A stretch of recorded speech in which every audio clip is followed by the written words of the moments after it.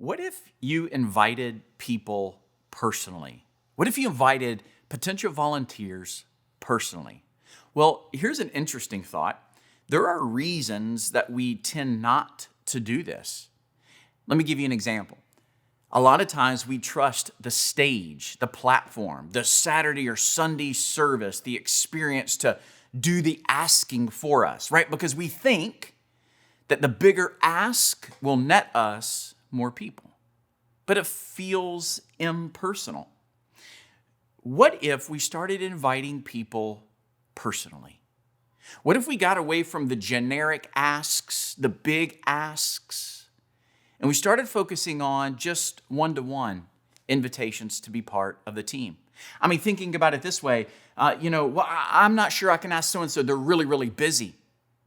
But until we ask them, we won't know if they can do it or not. Sometimes we actually answer volunteers before asking the volunteer to let them answer, right? It's not our responsibility to answer the question for them. It's our responsibility to ask them to volunteer and to allow them to answer. But as we think about inviting personally, think about this. You have roles and needs and skills that you want to have on your team, and really thinking about who are these people? Finding these people, asking these people, and beginning to slowly fill these roles. Yes, does it take longer? Yes. But with great intentionality comes a great reward. In fact, as you think about building or inviting personally and building your team, think about this, ways to invite. Get to know people. Get to know people.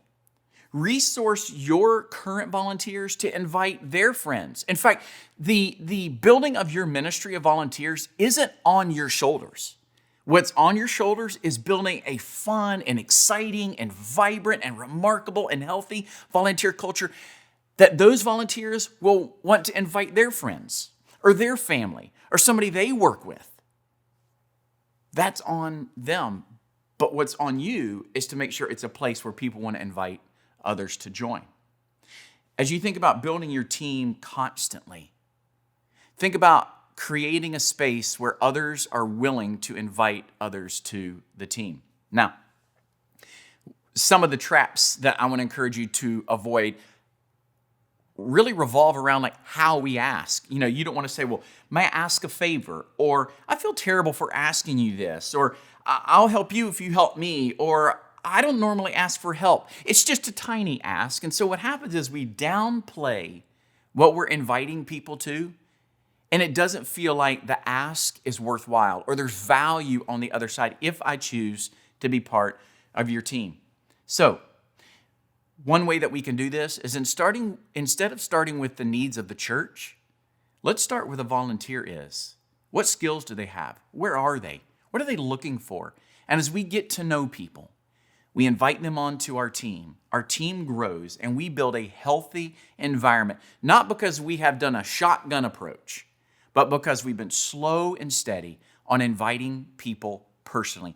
If you do this, watch how powerful the team becomes. Watch how excited your current volunteers become because they feel the burden of responsibility, the privilege of responsibility of helping to build a remarkable team of volunteers.